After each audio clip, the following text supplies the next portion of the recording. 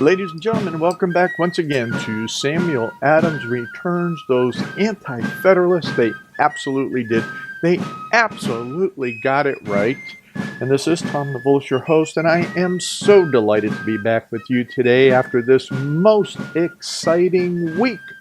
Boy, wasn't that really just amazing, everything that happened this week. Not only what we're looking at were all of the different Donald Trump rallies. I know that Kath and I watched quite a few, and we didn't make it to the Cleveland rally because we had so many other things to do that really wasn't going to go and stand in line at 4 o'clock in the morning to get in when the doors opened at noon. But anyway, with that, then Tuesday was extremely interesting. And I'm not going to sit here and try and do the analysis of the election from Tuesday, but I am going to make some comments, and I'm going to do it from once again as this whole program is all about. This program has always been about the founder's perspective on everything. What is it that we can look at what's happening today and try and evaluate it based on founders' original intent? What did they mean? What did they say? What were they thinking in relationship to the whole of mankind?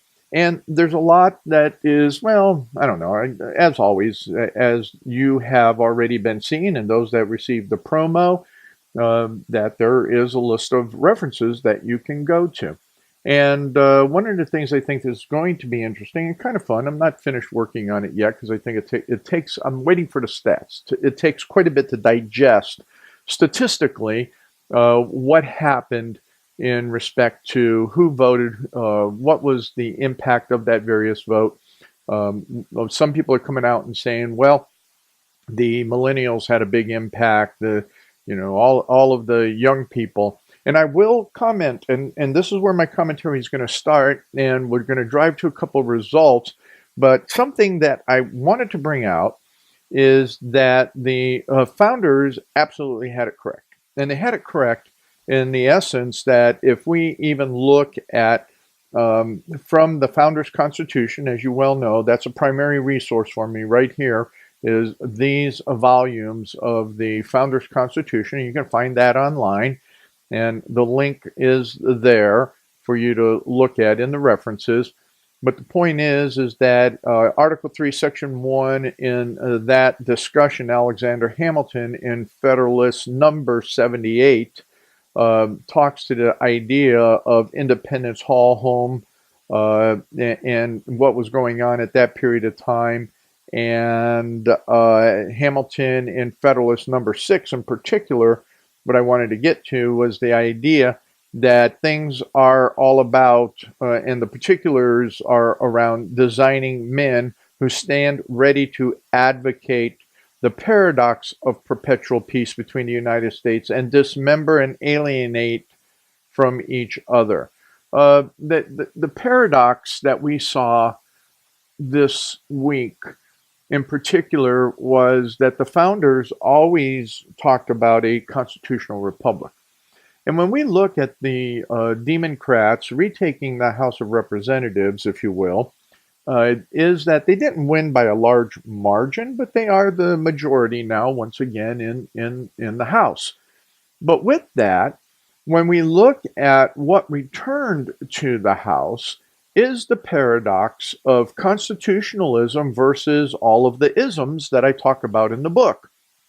And it comes down to when we see a woman in Michigan who is elected as a representative to the House, running around with a Palestinian flag across her shoulders and chanting like the jihadists do in Palestine, that's a paradox in comparison to constitutionalism.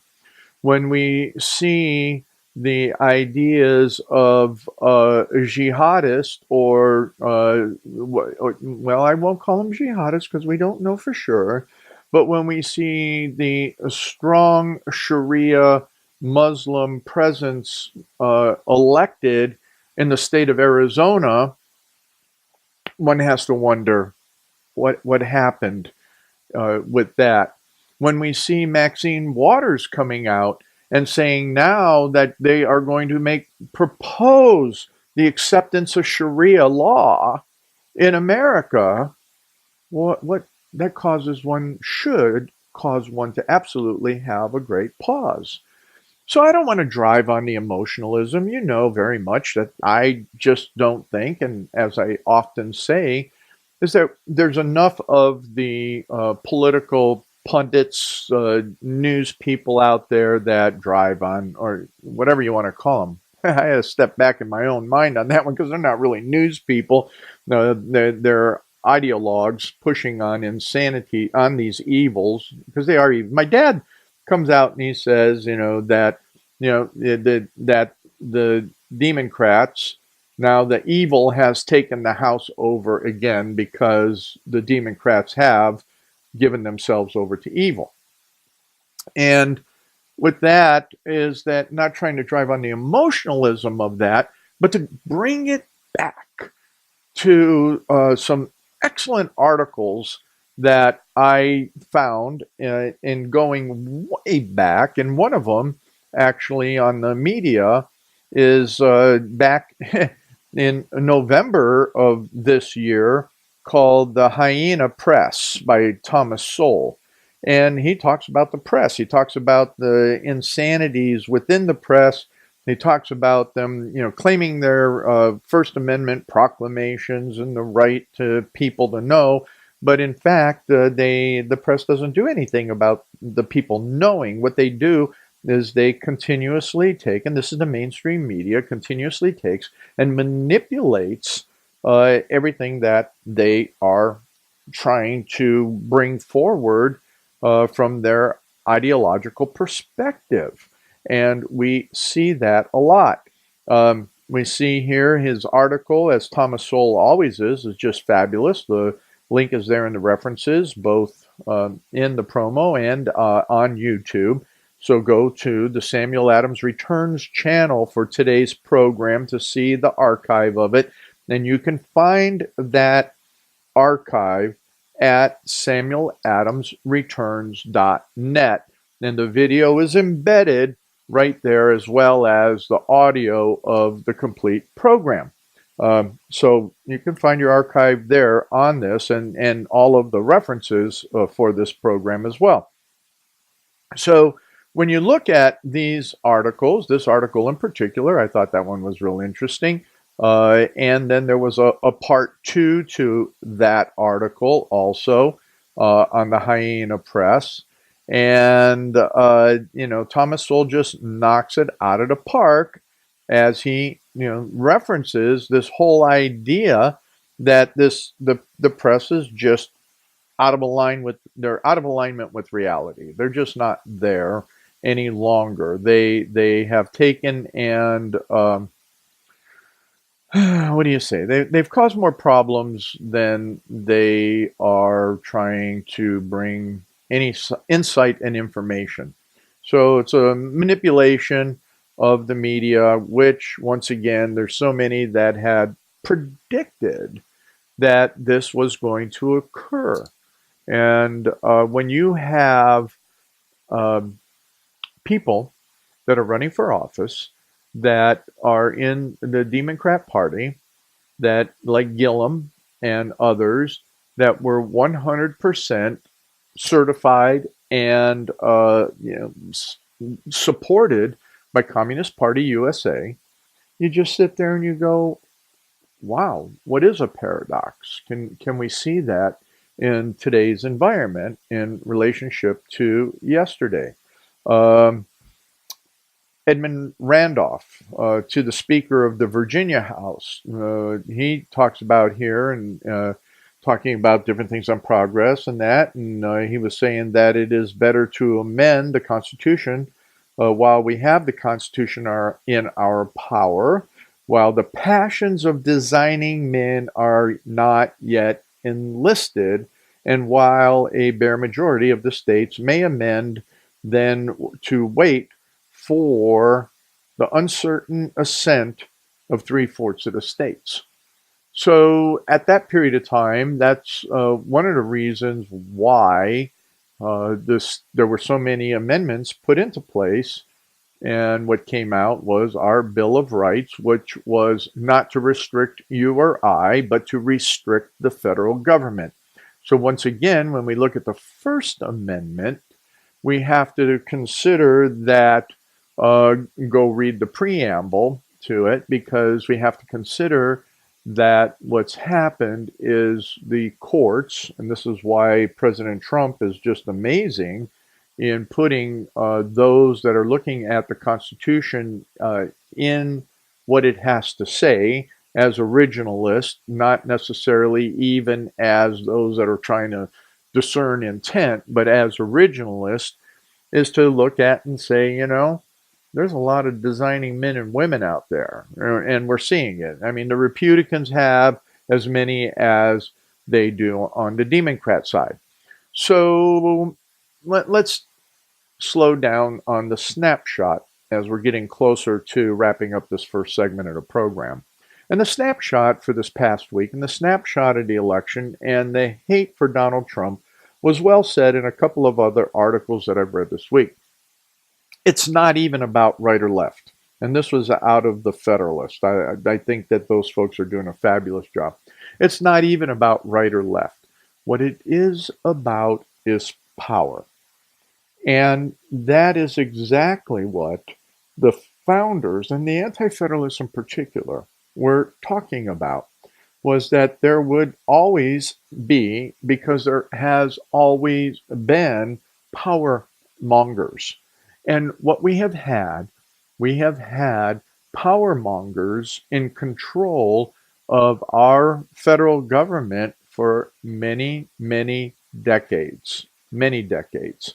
And when you have a populist person, which is, there's nothing wrong with that, as I wrote in some other articles, and there's programs in the archives where I talk about this populist movement under Donald Trump is nothing new.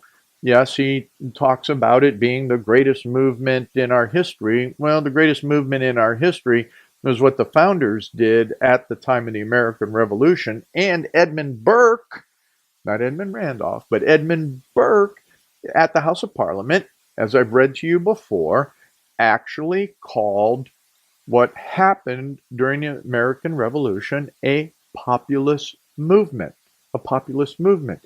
Because every person understood constitutionalism by virtue of what it was under English law. What was Magna Carta? What was all of those components of law that come together to form a constitutional environment and implement that constitutionalism from the people.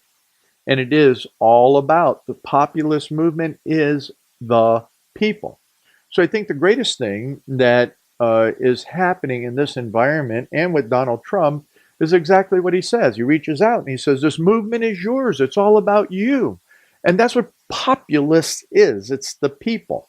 Not that we are a democracy, because we are absolutely not a democracy. We exercise that in our individual vote to elect elected people to represent us. So in that respect, we're not even a representative democracy, but we take that a step further and we build it into a republic. And we have to remember that. And the pundits have to remember that. But we're going to talk about that in the next segment, about education and the power mongers and what we've seen and have always been. And that the reality, in fact, is that those that are in power forget and also refuse to acknowledge that the only reason they are elevated to any form of office is because the Lord God of heaven puts them there. And they refuse to acknowledge that. And that was a problem with England at the time, Parliament at the time. And that was what all of the patriots and patriot pastors in particular had to remind not only the people, but those in authority of.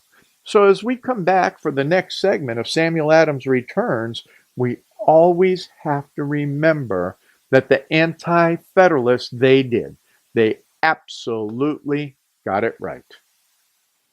Ladies and gentlemen, welcome back to this second segment of Samuel Adams Returns Those Anti-Federalists. They absolutely got it right. And this is Tom Navolis, your host. You can contact me by emailing me at tom@samueladamsreturns.com. And you can interact with me and ask other questions, clarifying questions. And always please remember that the archives for this program are at samueladamsreturns.net. Then we have a blog that we're trying to maintain and keep going there. There's just so much and so many things that, it takes some real time and thought to try and put a good blog post together for you. So I'm trying to get them to at least once a week. But even this past week with everything that was going on, that was a bit of a struggle. But as we consider what we talked about in the first segment, and we see that it is this power struggle.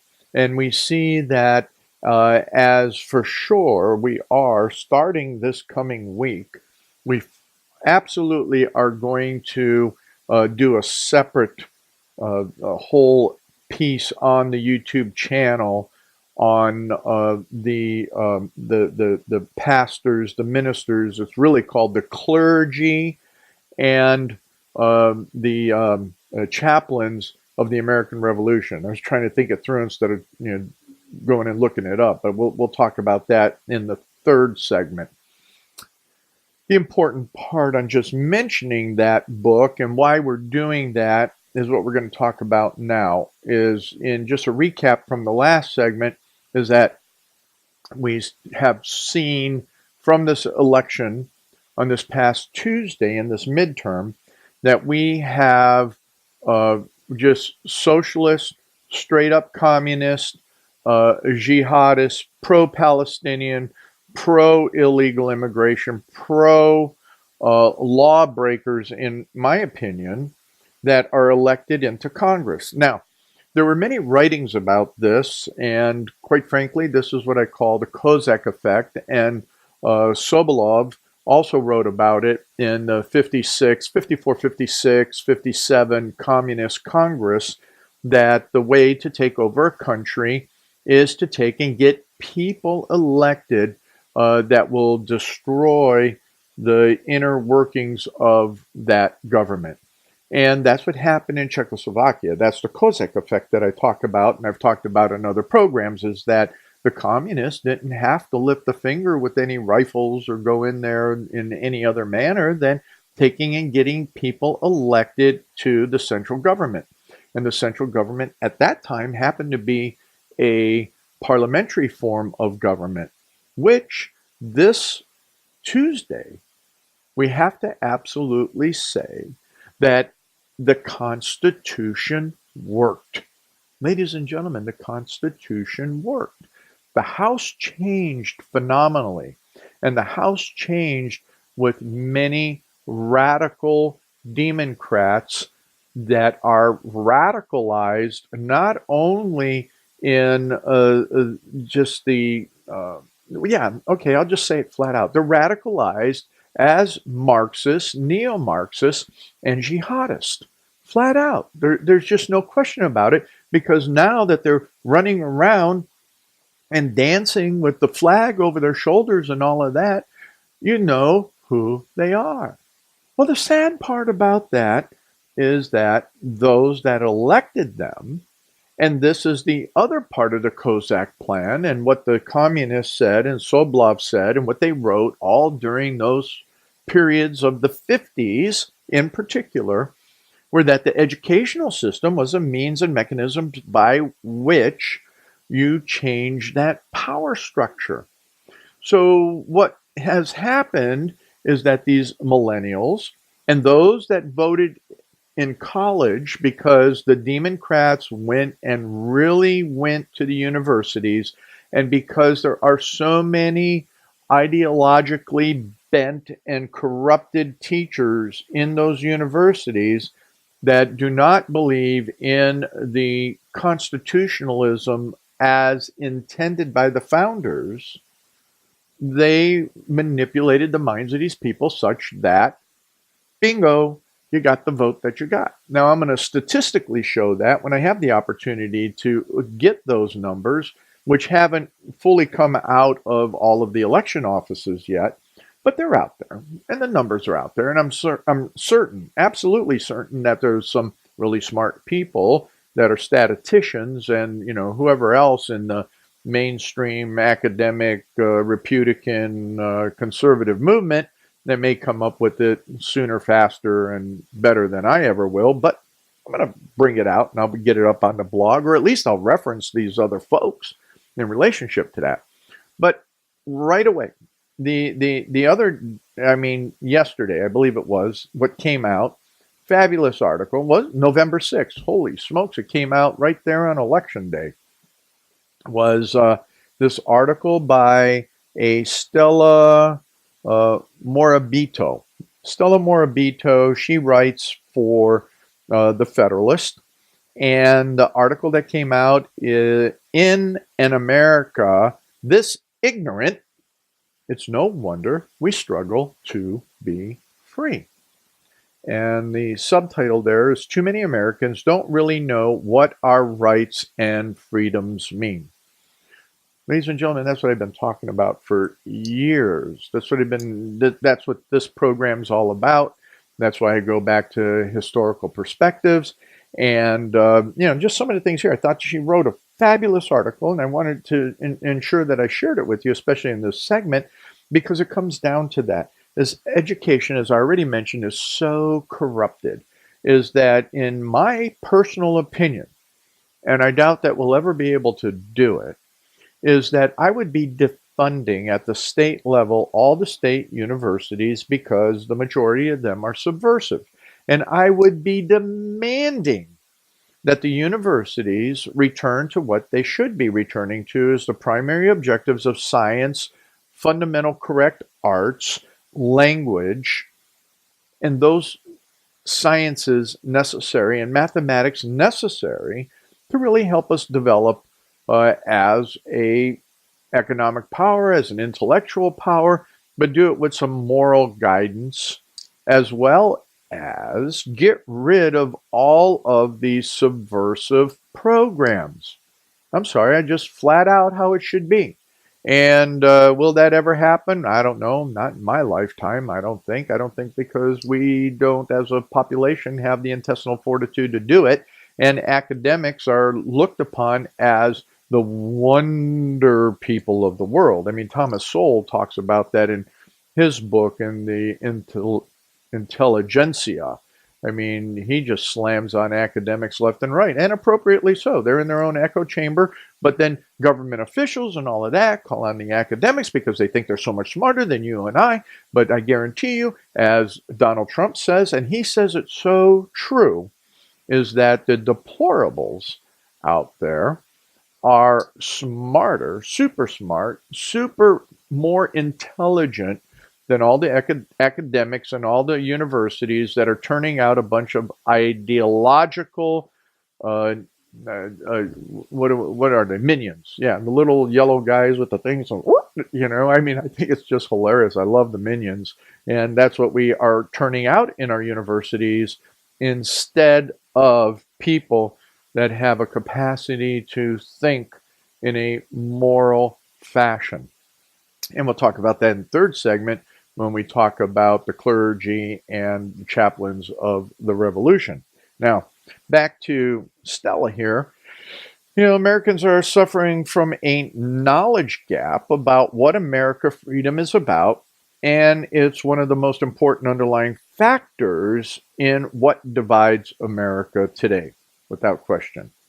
She's talking about being immersed in a 24/7 news cycle, and she actually talks about it in a manner that I do, in that it's more emotionalism. The reasonable question is, why can't people just live and let live? What's with all the agitation, the mindless street theater and street violence, the harassment of people in restaurants and in their homes? Well, she goes on to talk about, why would a member of Congress, Maxine Waters, actually rile up crowds to engage in a more types of harassment? Why do some people seem to prefer eternal hostility over talking to one another? Why is an uncorroborated accusation or politically incorrect view or an incorrect pronoun enough to get someone fired or expelled and even jailed? What's going on? Don't people want to get along? You know, so for the most part, I think people do, but their minds have been bent so much. And she kind of talks about that, of what's been put forward, the ideas on what's driving the tantrums. And she talks about this socialist, social critic, Angelo Codavilla, and he sees that the divide is between the arrogant power elites, the ruling class. So that's what I talked about in the last segment, at the end of it, and a little bit in the beginning of this segment, and mostly in this segment is the whole educational process and this whole power struggle, this whole thing about the power elite. And what she brings out here is what I absolutely believe is that Americans have a knowledge gap. We have this knowledge gap that causes that division as well. And we don't have any real knowledge being disseminated in universities any longer, especially our historical knowledge, the truths of our foundation, the truths of our principles, the truths of morality. We don't even have that happening in the churches, because now, as we've seen, we have so many liberal, leftist, Marxist churches and some of the biggest denominations out there that are standing up for the evil. They're standing for evil. They're not standing up for what is right, what is moral, and so on.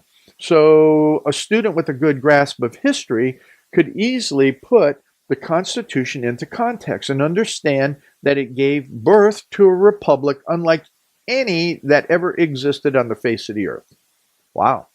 I mean, that's what she writes. I mean, I talk, hey, I don't know if she ever listened to anything I had to say. Probably not. She's a good thinker on her own, and she studied this stuff. So who needs to listen to what I have to say in that regard? Anyway, we're having fun. And it's been a long time coming. Today's collective dementia of so many Americans didn't just happen out of the blue. The knowledge gap has been growing for generations, decades of steady diet of disastrous dishonesty and government largeness coming from so many of the American elites in academia, media, and political leaders who don't believe in the merits of the very system that allows them to flourish. Ladies and gentlemen, I think that is the most disheartening aspect of what we see coming out of all of these Hollywood elites, out of all of these others that, hate our foundational principles. But they sure want your money. They sure want to do everything that they possibly can to become that known elite. I mean, who's that Taylor chick that is a singer that, was all about the Democrat down in Tennessee? Wait a minute. What makes her so predominant? What makes these movie stars? What makes these elitists? They're nothing. They're no different than you and I. They just happen to be able to take advantage and have some talents that allowed them to make a whole lot of money. But now, as once again, I'll go back to Thomas Sowell, is that the elites become the idols. And we talked about idolatry a month or so ago. And that's what it really comes down to, is instead of taking and looking at the living God of the universe, the King of Kings, and who he is and what he gives and how he puts us in our place and what he does to elevate us how he wants to. And he elevates the bad as much as he elevates the good, but it's for us to discern and understand that we have to look to him always, the living God of the universe that gives us a moral law and code by which we should be following. But these elitists don't care about that. So therefore, we have to look at this great gap and a knowledge gap that we hope to be bringing you here on Samuel Adams Returns, because those anti-federalists, they got it right. Check us out on the web, samueladamsreturns.net, and come on back for the next segment. Ladies and gentlemen, welcome back to this last segment of Samuel Adams Returns. Those anti-federalists got it right. Yes, and this is Tom Navolis, your host, and you can contact me at tom@samueladamsreturns.com, and you can find the archives here at samueladamsreturns.net. One of the things I want to mention is that I appreciate those that are now starting to listen to the program. I actually seen some good statistics coming out of YouTube, which were surprising for this past month, as well as a couple new people that are subscribing to the channel. So I want to thank all of you that are subscribing to the channel. And please help get the word out. Please look at the references. I know when I send out the promo on the program, which you can sign up for at the website, and that way you'll be on the mailing list. And I don't inundate you with stuff on the mailing list, so please sign up and you'll get the promo maybe once a week, maybe at most twice a week. Things come out. The other thing is that we're not a nonprofit. We are for-profit in how Samuel Adams functions. So if you would, what really could help get the message out and do some of the other things that we'd really like to do is go buy the books, invite me to a seminar, invite Mr. Adams to come in and speak. And yes, there's some fees for all of that, but at the same time, you're going to get the filling of that knowledge gap that we talked about in the last segment that you're not going to get anywhere else. I still have not found it. I think the closest one right now is some of the things that Hillsdale College does. They do a really good job, but I still think that toot toot my own horn is that I think I do a lot better job in bringing, especially in the newest book, from covenant to the present Constitution, and from that whole anti-federalist perspective of what's going on, that historical idea that all that is happening was predicted. It was predicted. And as I always mention, which we're going to talk about here in a few minutes, is what it comes down to is understanding the moral fabric by which we were supposed to hold true. And what the Anti-Federalists expected. Those Anti-Federalists absolutely expected that humanity would learn self-governance. Yeah, they would learn self-governance. Now, the Federalists expected that the pulpits would always be involved to ensure that people were able to be self-governing, not just, being the pitcher pouring into the cup and making sure that the cup was full of spiritual stuff. Okay? I mean, that's part of the purpose of a church, but the churches have so much more purpose, as well as ensuring that our young people have that moral fabric and grounding that becomes, I love this word, and so many others don't like when I use it, extensible. That the gospel is absolutely extensible. And that means it has to reach into every aspect of our being.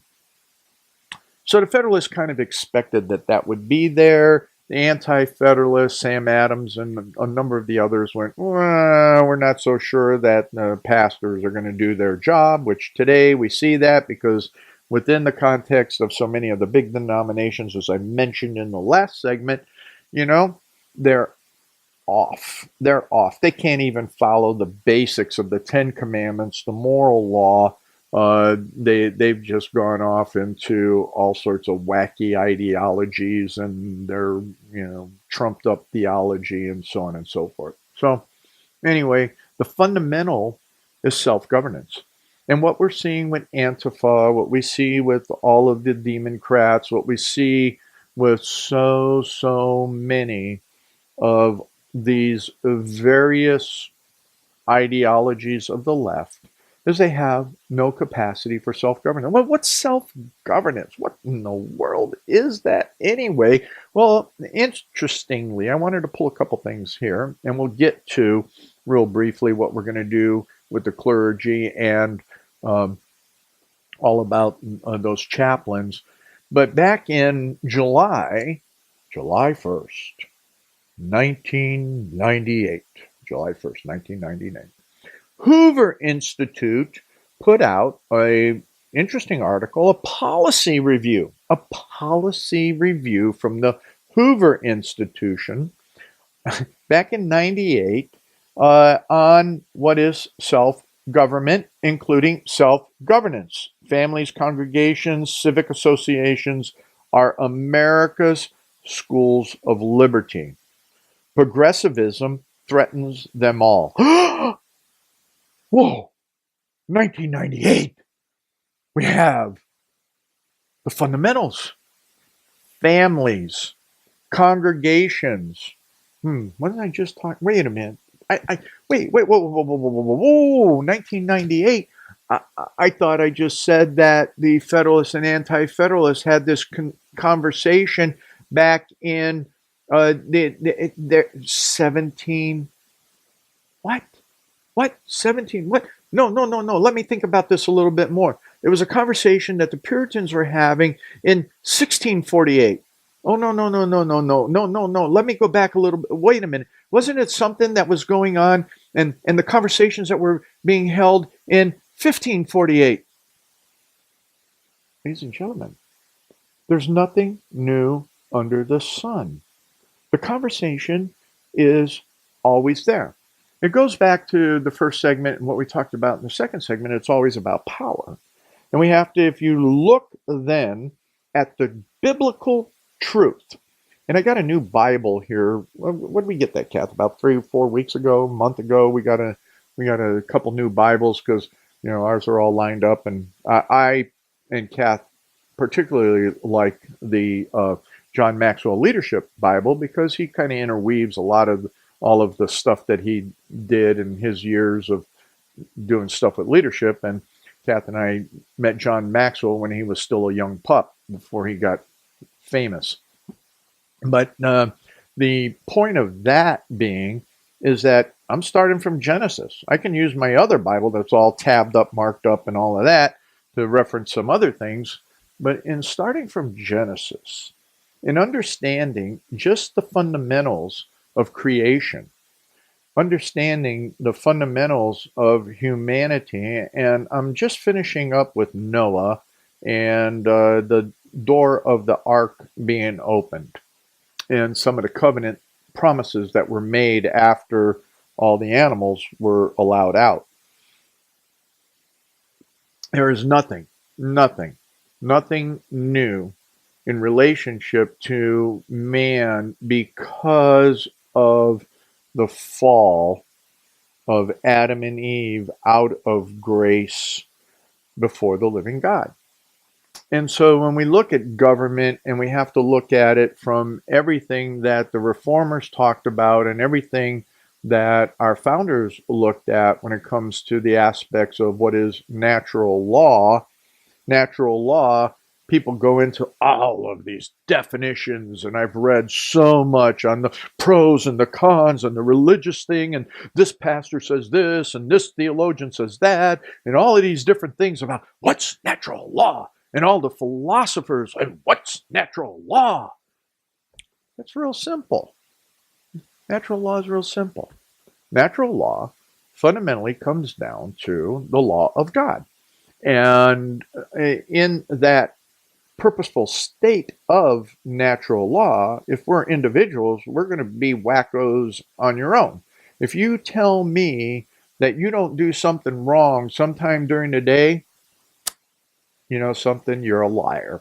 I'm a liar. If I say I don't do anything wrong, I do. Okay?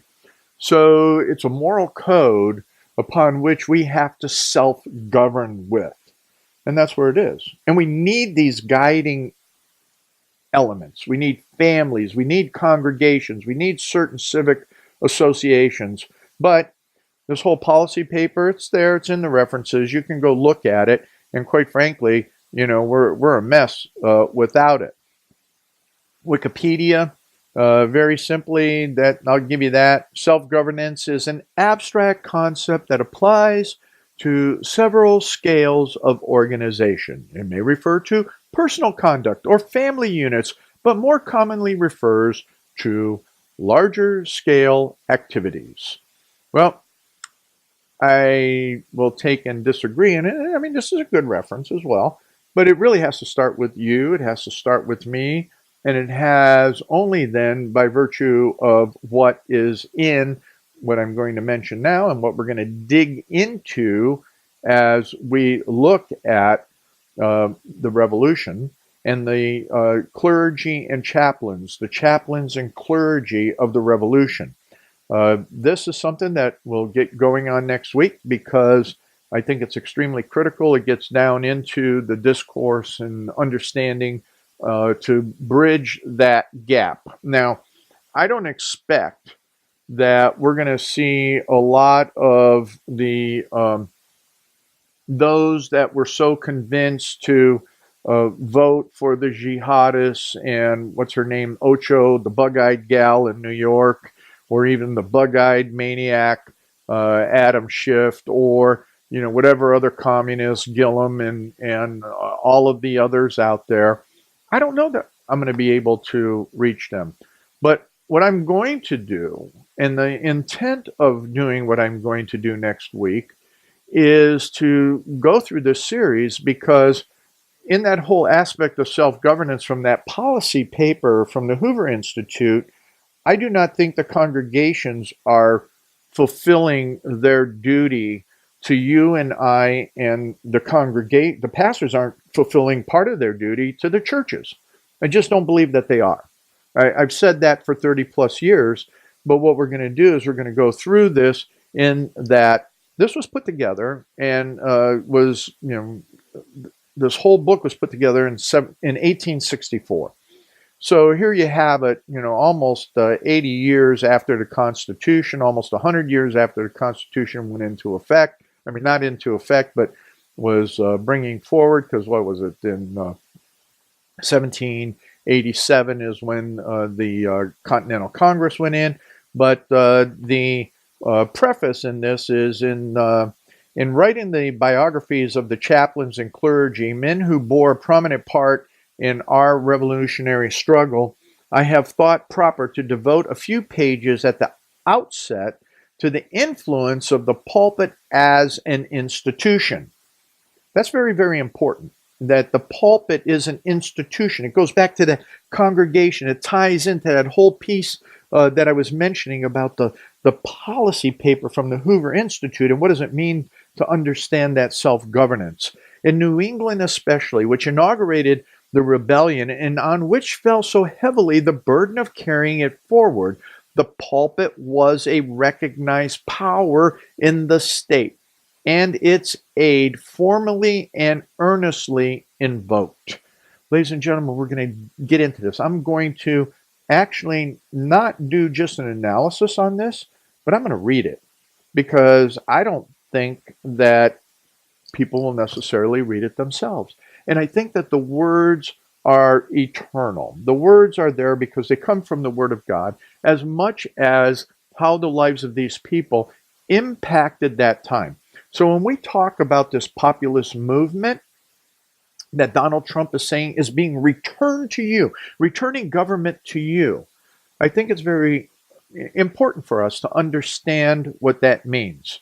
So, once again, this was in the references for last week, and they're in the references again this week for this program. And I'd ask you to go ahead and read in advance, but expect sometime midweek is when I hope to get out the introduction and talk about the introduction of this book, because I think it's critical that we bridge that knowledge gap once again, and that we bridge it in such a way that those that know need to know more, and maybe from that we can get others involved to stimulate them to think about what they might want to know to bridge their knowledge gap. So as we prepare for 2020, we can have what our founders wanted. We can have a really intelligent voting society and citizenry, because you know why? Because the Anti-Federalists said this could happen. And they absolutely got it right here at SamuelAdamsReturns.net.